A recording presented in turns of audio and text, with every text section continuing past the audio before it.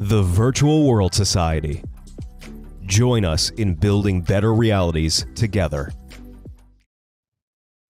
Hello, and thank you for coming to the Virtual World Society's Fireside Chat. I am Dr. Angelina Dayton, the Executive Director of the Virtual World Society. Our mission is to help bring about good in the world through emerging technologies, and we thank you all for being here today. A big thank you to our event production team, Laurel Van Fossen and Educators in VR. And we host these events monthly with Tom Furness, the grandfather of virtual reality. Tom's special guest today is Dr. Yuan, president of the IEEE Standards Association, director of the IEEE Board of Directors. He's a researcher, inventor, practitioner, entrepreneur in XR, the metaverse, and digital transformation. I will pass it over now, Tom, to the exciting conversation that awaits you all. Thank you all for joining us. Tom? Oh, thank you, Angelina, for that wonderful introduction, and for everyone who's here. Hopefully, you'll be able to be enlightened and lifted by this. And of course, then my special guest and friend and colleague, Yuan.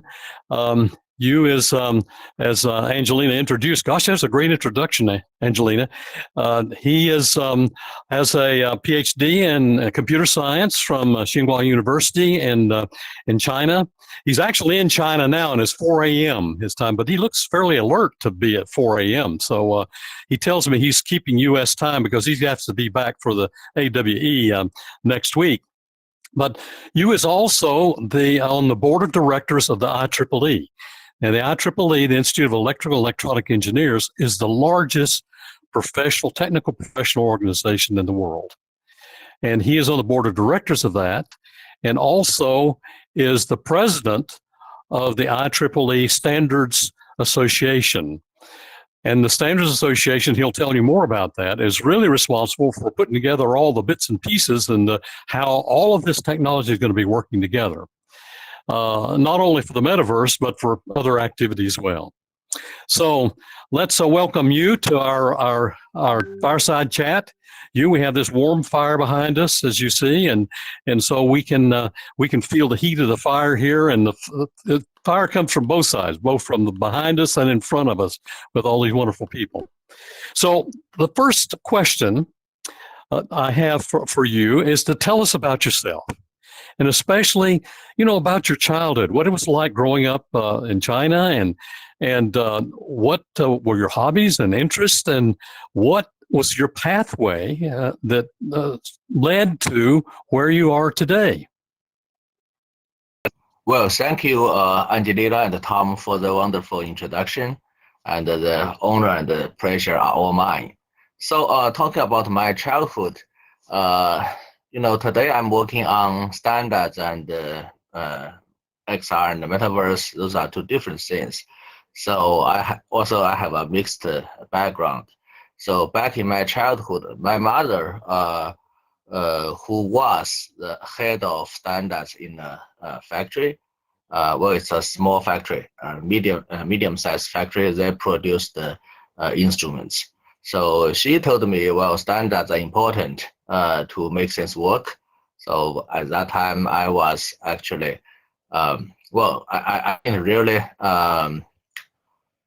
do anything in standards until many years ago. I got a chance to get into the IEEE Standards Association Standards Board. Then I figured, well, probably it's part of my destiny, right?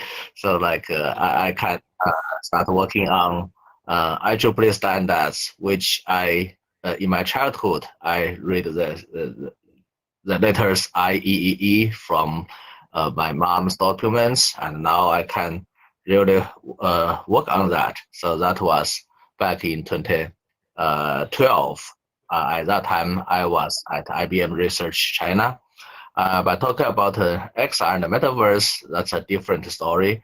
So in my childhood, especially when I was at middle school and high school, I was a big fan of video games, electronic games. But at that time, it was like arcade games. So I think the impression on me was like, well, the the reality, the physical world, is sort of boring, and I love uh, living in the virtual world, right? Lots of fun, lots of diversity, lots of different things. So I play. At that time, I kept playing video games every day. Even when I was at the, in China, there was a exam for everybody to get into universities, and it was a 3 day exam. Even during the exam, uh, I still managed to play video games every day. And fortunately, I got the highest score from that exam in my province. So I got into Tsinghua University.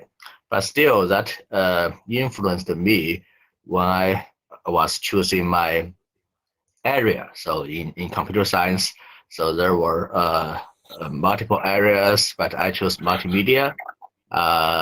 And well, there was a multimedia institute under the Department of Computer Science in Tsinghua University. I chose that one. I thought that one was the closest to my dream.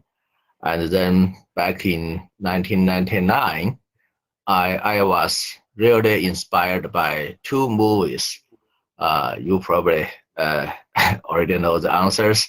In 1999, the two movies which really influenced my whole life, the two movies were The Matrix and The 13th Floor. So, but my reading was positive instead of negative. I was not really scared of those like a dystopian future. Instead, I was thinking, well, are we already living in a virtual universe? Maybe we are, but in order to prove that, first of all, we need to prove that we are able to produce a universe, a virtual universe, indistinguishable from our physical one. And also, if we could do that, we can live very different lives in different virtual, different digital universes. So that actually became my lifetime mission.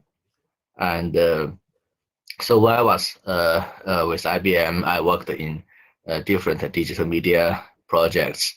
And but back in 2013, I quit IBM. I started my own journey as an entrepreneur.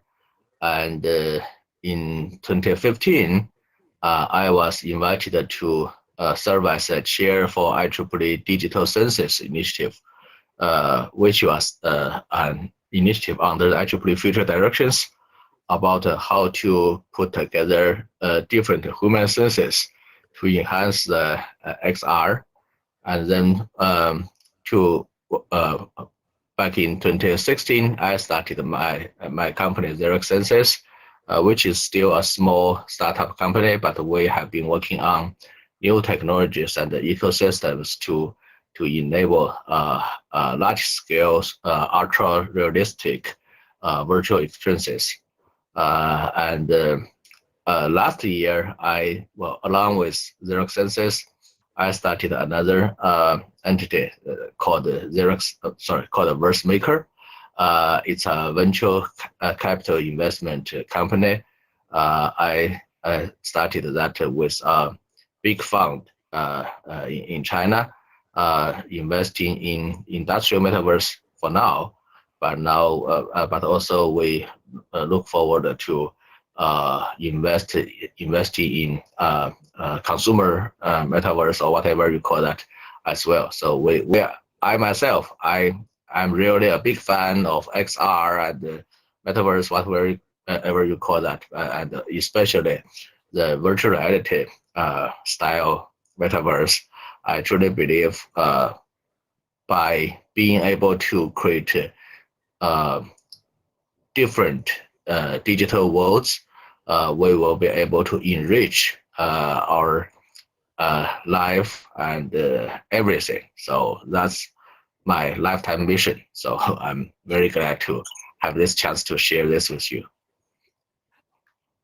Oh, that's wonderful. And thank you for that that introduction. And so, and it's clear that you developed a passion for these kinds of things. I think that probably everybody in this room has a similar experience in terms of once you have your mind open to this whole concept of immersive virtual worlds and the spatial web and things like that. It's really transformational. Well, now, why don't you give us some of your thoughts about what the metaverse is all about? I mean, we have so many definitions of the metaverse, and of course, you and I have worked with others in the IEEE and outside, in trying to put our arms around this or what it really means. But how, in your words, how would you define what is the metaverse and the elements of it, and how do standards fit into this whole thing? So yeah, so this is sort of my favorite question. So actually, I have been working on that with other top experts like Tom in this recent couple of years. So different people are talking about very different metaverses. The term we all know was coined by Neil Stephenson back in 1992. And at that time, it was all about virtual reality. Actually, he admitted that in a Twitter post back in June 2022. He said, well, in his novel, it was all about VR. But many other people, several other people have been using metaverse, the term metaverse, to describe different things. So I try to create a definition to accommodate all the different usage of metaverse. So to me, I think, of course, the term itself is like meta and the universe. So it has to be associated with universe, although it's a digital one. Like if you say, some people say, okay, metaverse is the next generation of internet or the next generation of web, then why don't you call that meta web or meta internet? It has to be having something to do with a universe, right? So to me, I think my first definition of metaverse, I'm still very satisfied with that, is metaverse is a digital experience, is a kind of experience in which the users will perceive, well, like to be is to be perceived, right? We know that. So metaverse is a kind of experience in which the users will perceive the outside world as a digital universe. So it could be three different types. Either it could be a completely different universe, which is sort of we typically call that virtual reality, right? And it could be a digital extension of our current universe. We call that augmented reality or mixed reality. And particularly in terms of so-called industrial metaverse, metaverse could be a digital counterpart or digital copy of our current universe. So it's also known as digital twin. So that's my definition, and also the three categories of metaverse: the VR style metaverse, the AR style metaverse, and the digital twin style metaverse. But I also recognize that, okay, we probably need to be more inclusive, because there are really many other people who are using the term metaverse to describe some other things. Well, personally, I feel some of those usage are sort of like hijacking the term rather than making some meaningful sense. Like, for example, the crypto world, they are selling people 2D profile picture, and they call that metaverse. I think that is BS. But anyway, so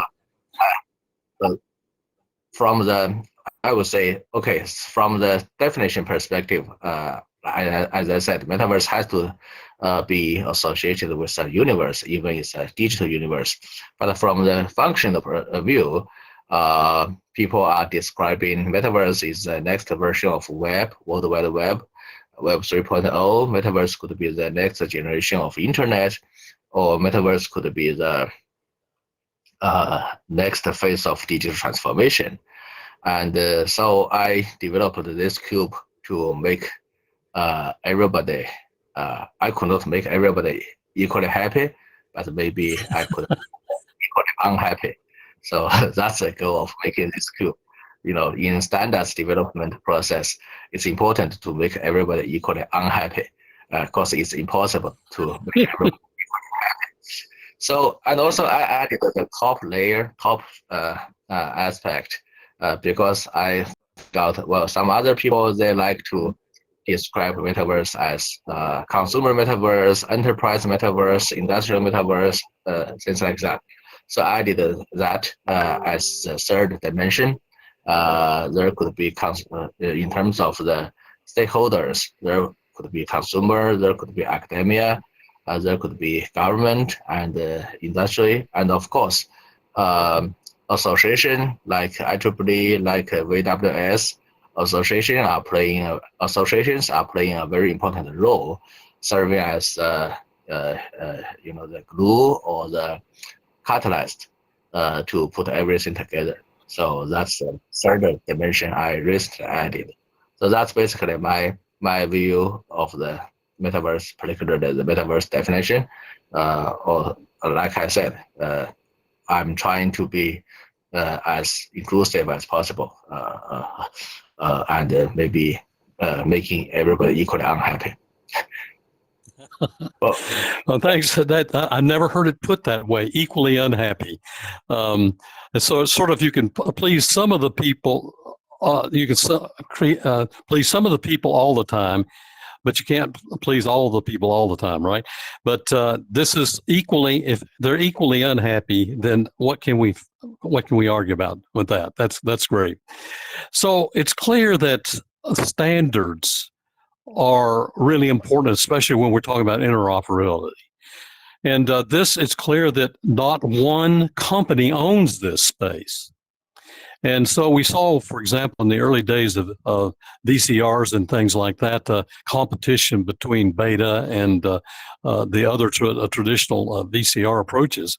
And it was all company sponsored. Companies were pressing their particular standard to be adopted by everyone. And but here we have so many players that, let's face it, in order for things to work, we've got to have the way that these handshakes take place, integrate not only the technology that exists today, but the technology that's under development. And we have to anticipate that. Now, as the IEEE, I mean, there are other standards organizations, but the IEEE is sort of the granddaddy when it comes to electronics. And there's ISO and others. But tell us about just how do you go about doing something that massive? This is huge in terms of getting a general agreement of how all of these particular subsystems are going to play with each other. Yeah, so for your information, this year, 2023, is the 25th anniversary of the modern IEEE Standards Association. So, which means 25 years ago, we formed the IEEE Standards Association as a major organizational unit under IEEE.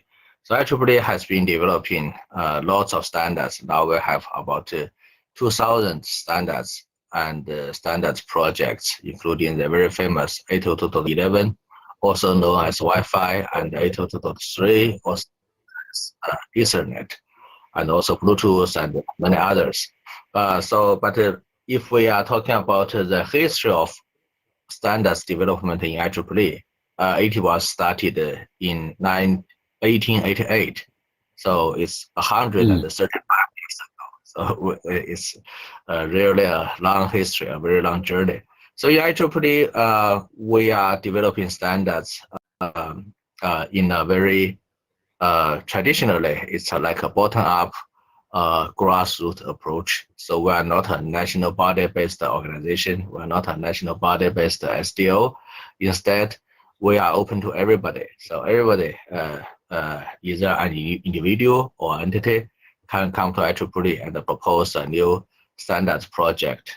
And we just want to keep the process procedurally right in terms of the participation in standard development has to be open to all. And we have a set of policies and procedures to make sure that standards will be developed in a way to reflect the opinions of all the stakeholders. So that's how we get here. And especially like you mentioned, many companies, and especially big companies, they have their own agendas to push how metaverse or metaverses should look like. But my view is that in terms of standardization for metaverse, of course, we need to start from taxonomy terminology. Otherwise, we are talking about completely different things. Different people are talking about metaverse. Some people are still calling those 2D profile pictures as metaverse. So we need to start from terminology, definitions, and the taxonomy. Especially, I mentioned the taxonomy because I believe we need some kind of taxonomy standards to guide the industry, to set up the roadmap and the expectations for the industry. One of my favorite examples, unfortunately, is not an IEEE standard, but a SAE standard, which is SAE J3016, is the autonomous driving industry. So, autonomous driving is still not really very popular in our life. So it's still like at its early stage, although some people have been getting used to like Tesla's autonomous driving, self-driving, but still overall, autonomous driving is still something on the horizon. However, SAE J3016 specifies 6 levels of autonomous driving from level 0 to level 5.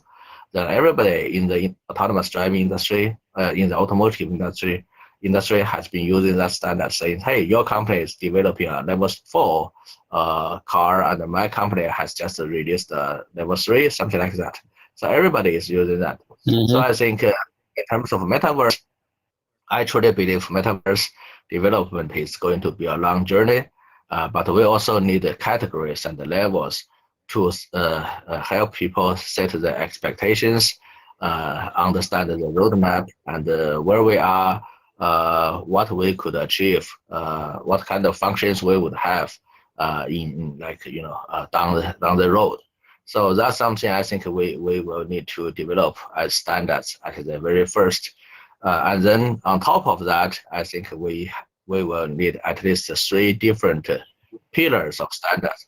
Apparently, technology standards will be very much badly needed to put everything together in terms of interoperability, like protocols, formats, things like that.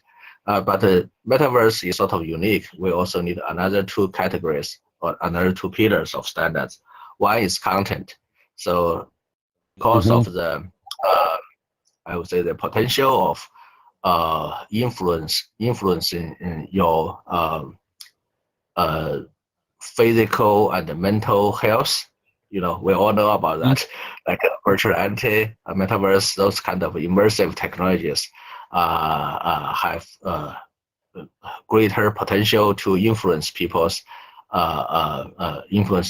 mental and physical health in a positive, but could also be a negative way, right? So like some people, they are afraid of heights, and if you don't warn them, but just ask them to put on the VR headset, and then all of a sudden put them in a roller coaster virtual experience, they may have some problems, right?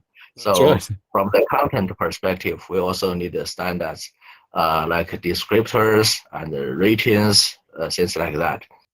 And another category would be from the non-technical social perspective, like ethics, like ESG, like SDG, those kind of societal considerations of metaverse. And on top of all of those, we truly believe metaverse is going to have a profound impact on everything, every industry, every sector. So there will be lots of metaverse applications, and in many of those metaverse application scenarios, we also need application level standards. So that's the whole picture of standardization for metaverse. But unlike some other SDOs, so IEEE, like I said, we are not. Our culture is typically not top down, but bottom up. So we are not producing some overarching framework at the very beginning. Instead, we are using a more grassroots procedure. Like we will say, which topics or which standardization needs are badly welcomed by the industry, then we will start developing standards for that earlier than other kind of things. Instead of trying to produce an overarching framework, say, hey, we need a family of standards to address this aspect of metaverse. I personally, I don't think that approach, that top-down approach, will work. So we will. Our approach is to just proactively collect the needs, the requirements from the industry, and form working groups to develop standards for those needs. Fantastic.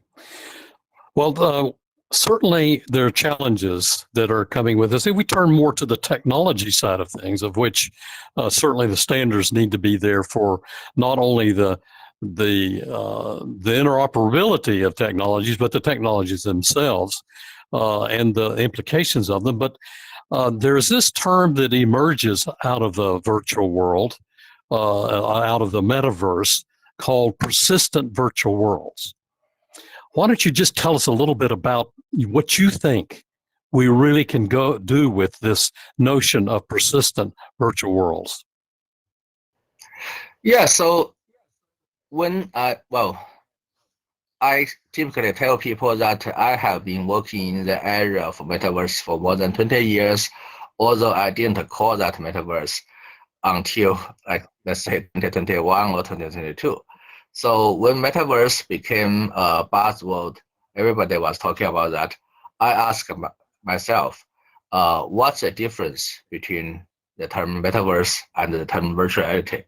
Particularly if you replace the text metaverse with the text virtual reality in many articles, it still works, right? So in many cases, metaverse can be completely replaced with virtual reality from the terminology perspective. But there are still many cases that you cannot just simply replace that. So what's the difference? So I asked myself, and my answer was that, well, the difference is persistence. Like when we are talking about virtual reality, many virtual reality experiences are one-time experience, which means you are not going to leave any traces in the virtual world. You are not going to create any long-lasting objects in the virtual world. So every time you get into the virtual world, it will be reset. It will be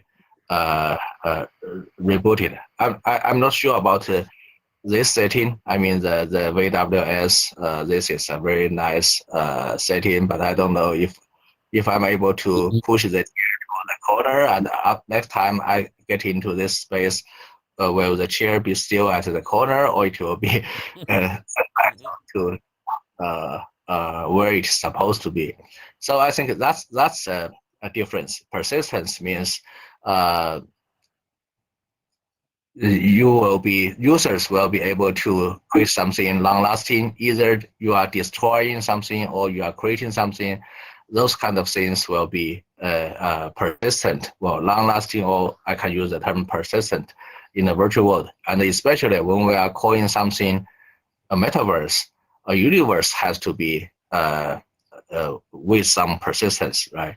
So I think the most important difference between metaverse and many other virtual reality experiences would be the persistence of the virtual world, of the beings in that virtual world. So I think, we also know that currently the virtual worlds are not far from being perfect. So we need to develop larger scale and finer graded virtual worlds with rich details and many other fantastic features. But also, meanwhile, we also need to maintain the persistence of those virtual worlds. So we need some new technologies, or like new ways of incorporating technologies together to enable such kind of persistent virtual worlds. For example, you can upgrade them to the next level of details, but whatever has been existing in that virtual world will still be kept in that virtual world, but with the next level of details. So those kind of things would be some challenges that we need to work together to like I said, either innovate some new technologies or find some innovative ways to use existing technologies. So we started an initiative with called the Persistent Metaverse Initiative, and Tom has been working with me in that initiative. I really appreciate that. Fantastic. Well, it's an exciting part of it. And it's not only just this idea of having something that's constant, that is always available that you could go to and interact with. It could have a life of its own. I mean, it could, for example, the plants in that world may grow and flower, bloom, depending upon the virtual seasons that are established. So there may be intelligence within the persistence. And that's certainly one of the things that we've discussed.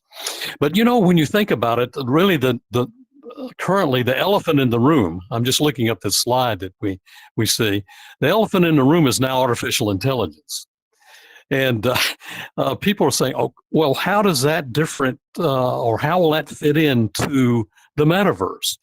How would you describe, what are your feelings about how that convolution between the metaverse and AI is going to take place, and what's going to be the good that comes out of it? Yeah, so that's very interesting. So I even saw some people's opinion. It's like, well, rest in peace, metaverse, 2021.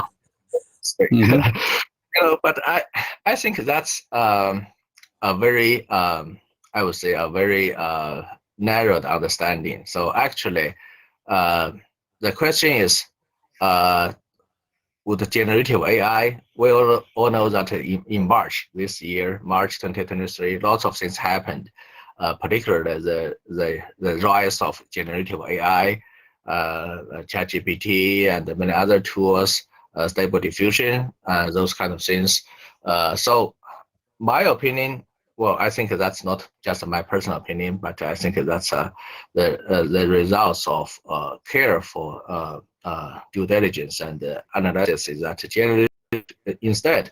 generative AI will accelerate the development of metaverse from both supply side and demand side.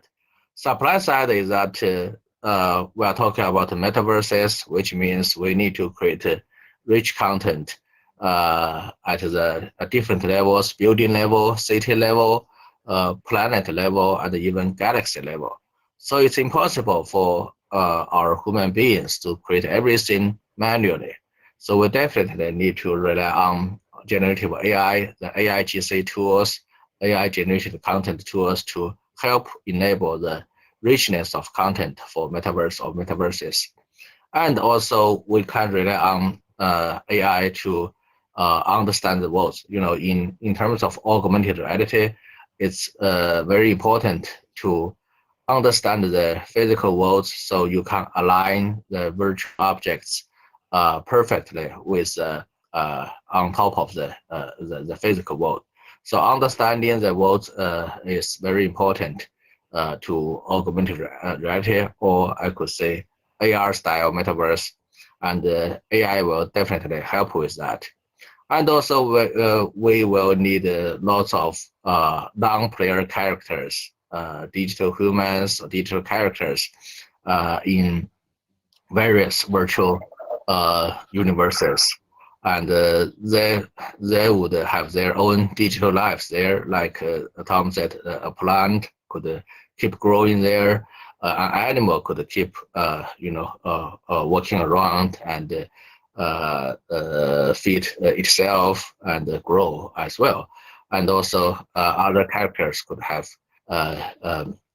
virtual lives in the virtual universe, which would in turn enrich the experiences that of our of us as the users of those metaverses.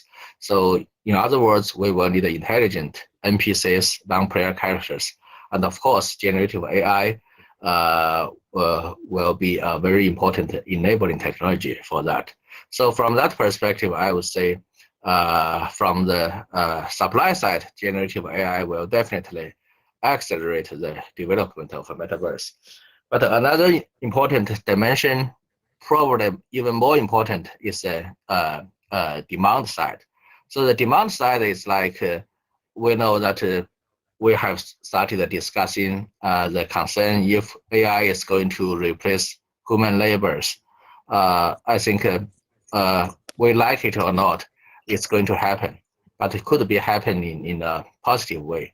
So we know that it's sort of a labor market transformation driven by generative AI. So in many professions, generative AI will significantly improve the skills of amateurs. But as a result, only a very small number of people can continue to be called professionals because of their skill level are still above average. Then only those people can still deserve being able to make a living doing that as a job. Then the consequence would be many people will have to look for new job opportunities or simply enjoy fewer working hours and more leisure time. So let's say to accommodate those needs, no matter you are looking for new job opportunities or you need to find a place to kill your leisure time to accommodate those needs in metaverses is probably the most sustainable and cost-effective approach. So I would say generative AI will also boost the needs for metaverse in terms of new job opportunities and fewer working hours and more leisure time. So that'll be, I would say, is how AI is going to boost and accelerate the development of metaverse. But in turn, metaverse will also help AI, the further development of AI. We know that now we are talking about large language models. More and more people believe that the next phase of AI development, particularly towards AGI, the so-called AGI, artificial generative intelligence, will need the so-called multimodal information, multimodal data. So how to get those multimodal data, how to use multimodal data to train an AI or AIs. So if you say, okay, we put an AI in a robot and let the robot just wander in our physical world, that's not cost effective, and that will create lots of risks as well. But if you train an AI in a virtual world, naturally the AI will be trained with multimodal data, vision, sound, and and other virtual sensors data. And actually, this is already happening. Like my favorite example in the autonomous driving industry, I happen to be an expert in that area as well. So autonomous driving industry, every company has been training, testing their autonomous driving algorithms on virtual road, in virtual worlds. So only after they have tested their algorithms for like millions or even billions of virtual miles, they will put their car on the real world, real road. So that saved lots of energy, saved lots of emissions, saved lots of money, and minimized the risks. So that's going to be a new, I would say, a new recipe for the development of AI, and I believe that would be like a new paradigm. So overall, I believe so. That's something I call the synergistic acceleration of metaverse and AI. So, but I believe based on the analysis, AI is going to boost the development of metaverse, and the metaverse will also help with the further development of AI. So that's why we call that the synergistic acceleration of metaverse and AI. That is something really happening, not just one replacing another. Fantastic. Well, wonderful. It's in the future when we have an event like this, we won't know which of these avatars are inhabited by a human or inhabited by AI, but does it matter in terms of it's a way that either that AI will be trained or that AI is representing a human that they're sending out to scout around to see what people are saying and doing. And so it's, I think the permutations and combinations of these technologies coming together, the confluence of them, a lot of people worry about that. But I'm excited about the prospects of how this will all come together, and especially how we as humans can be amplified as well. We think about AI as being a substitute for humans, but maybe the AI is to help us become more human, to help us develop all of the capability we have much further than we are now. And so we, in this way, we can look upon the AGI and as well as a means of our growing to be better, because we have so much capability we're not using. So I'm excited about that prospect as you are. So this is a good time, perhaps. I think you said you had a question that you'd like to ask the audience, and just see what their reaction is. Do you want to ask your question? Yeah. So actually, I have a very open question. So the question is that I believe our audience today, I assume you are all veterans of virtual reality, right? And also for now, metaverse. So my question is that what we need to do to really, let's say, make metaverse or XR really take off, right? So we have been expecting this for many years, and back in 2016, when I started the company, my startup company, Zero Senses, it was expected that virtual reality was going to take off very soon. But then we dropped into the valley, and then there was some other hypes like blockchain and then AI and a few others. So what we could do to really accelerate the taking off of XR or metaverse. So I personally, I have some answers. I'm not sure those are answers are, I would say, will be the real solutions. But that's something I'm working on, and I may talk more at the upcoming AWE. But I think this is a question I would ask the audience. Maybe I can get some initial answers today, or maybe that could be a question you can take back home. And we So have you want the audience to help you. You want your audience to help you do your talk. That's what you're doing. You're getting. Okay, you know what the assignment is. we So you asked this question, Angelina. we have unmuted you. You now have the ability to unmute yourself. We ask that you keep your comments kind of short because we are getting towards the end of our time together, and so we want to be able to get a couple of responses in. So if you unmute yourself and take turns, then each of you can have a moment. And I see over here, is it Sarah? Yeah, that's Sarah. Yes. Yes. Hi. Thank you so much. I hope you can hear me. Thank you for your talk. In response to your question, I think accessibility. You know, I'm a teacher and I work in community colleges, and I think it comes down to when headsets become cheaper or the technology becomes cheaper, and also the onboarding process becomes easier. I think that will help it to take off. Thanks so much. Thank you for sharing, Sarah. Thank you. And Josh, did you unmute yourself? Did you have a comment also? Sure.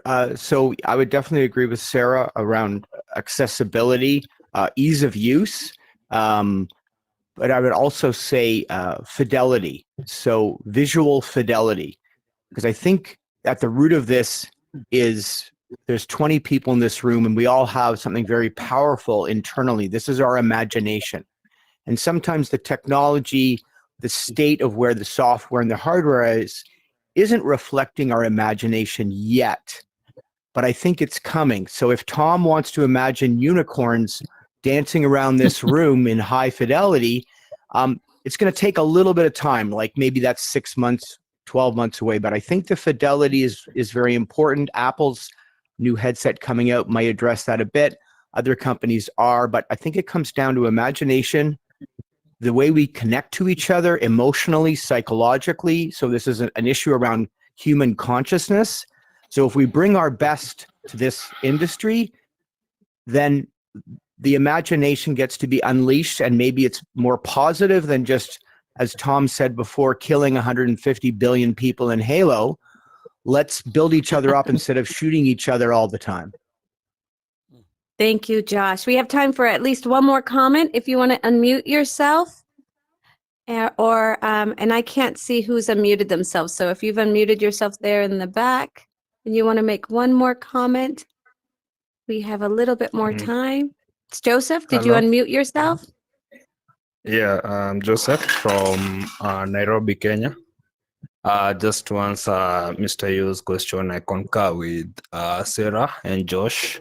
I believe it boils down to accessibility, especially in Africa.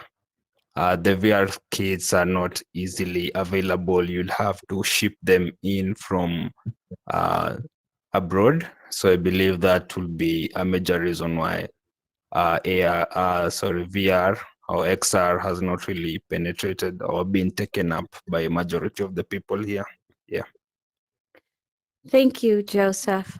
Well, that concludes our question and answer session. You'll have another opportunity to ask questions of Tom and Yuan if you attend the talk at AWE next week, and you may find some of your answers in the talk, I guess, because he's so. Tom, I think we're out of time. Can we have some questions from the audience? Yeah. To yes, you? we probably have time for one or two quick questions.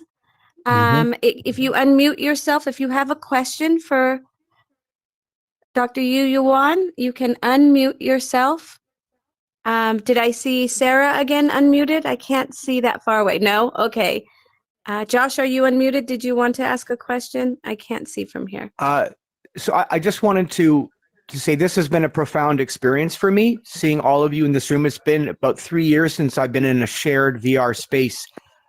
So I applaud everyone here for what they're doing, for the work you're doing, you and Tom, this whole group. The society is called Virtual World Society, the Virtual World Society. So I just discovered this society this morning. So sometimes things are synchronistic, and I'm just grateful to be here. So thank you. Well, we're glad Good to have you, too. Josh. We hope you come back. And then Jimmy in the back, I think you're unmuted. Did you want to ask a question? We have just a Yeah, few minutes. Yeah. So I just follow up maybe even on the last conversation and what Josh has said, even discovery for people, like knowing what's going on inside the various metaverses is not evenly distributed. It's not always simple to know that this event is taking place here in Engage and something else is happening in VR chat and something else is happening in one of the WebXR spaces, for instance. And how do you know, there's no like TV guide that just comes up on the screen and shows you what's going on at any given point in time. And I think that's a barrier to entry a little bit. And I hope, you know, some standards might be able to shed some. I saw you had mapping up there, you know, just organizing the metaverse a little bit better from a directory point of view might help. And I wish you well in that. Thank you for a good talk. Jimmy, I have some great news for you. If you continue to follow the Virtual World Society, we will guide you along the way. That is our mission. And we are running out of time, so that does conclude question and answer. And I wanted to give you guys a lot of information about some exciting other things that are happening with the Virtual World Society. I'm hoping the slide will come up about our next Fireside with Leslie Shannon. She is the head of trend scouting at Nokia. She has a new book called Interconnected Realities, How the Metaverse Will Transform Our Relationship to Technology. So join us in July for that Fireside. And the next slide is our AWE. We're going to be there. If we haven't told you enough times, please come and join us and say hello. All of our board members and Dr. Yuan will be presenting throughout the 3 days at the conference, and it'll be live streamed at AWE Live. So if you're looking for more information about us or about things happening in the metaverse, please join us. We're also proud to announce an ambitious gathering of leading minds in the field of XR. We'll be discussing the next stage of XR industry growth, including opportunities, challenges, and solutions. The Brain Trust conversation we'll have Dr. Yuan and Tom and Alvin Graylin from HTC and Hugo Swart from Qualcomm and Neil Stevenson, author of Snow Crash and the person that created the term metaverse. And then the next day, Tom and Alvin will be talking on stage about some of the solutions that they've come up with or further questions. And we'll give you a longer report on that for those of you that are looking for more information on where the industry's going. In the meantime, if you just can't wait till AWE, next slide, please listen to our podcast. This Friday, you will hear from Linda Ritchie, the chair of our Strategic Initiatives Committee at the Virtual World Society. And next Tuesday, you'll hear from me and Tom, pitching AWE again, and also talking more about our strategic vision and mission and our goals of the Virtual World Society. And if all this hasn't gotten you excited enough, just go to virtualworldsociety.org and please join. Please join us. Lastly, please become a member. And lastly, I would just like to say that I am very grateful, Dr. Yuan, for you joining us today. It was a wonderful conversation. Thank you for being our guest, and thank you to the audience for joining us, and we will see you next time. Thank you. Thank you. The honor is all mine. Just one thing before we quit. Do you have any Yes. last parting shots you'd like to say to our audience?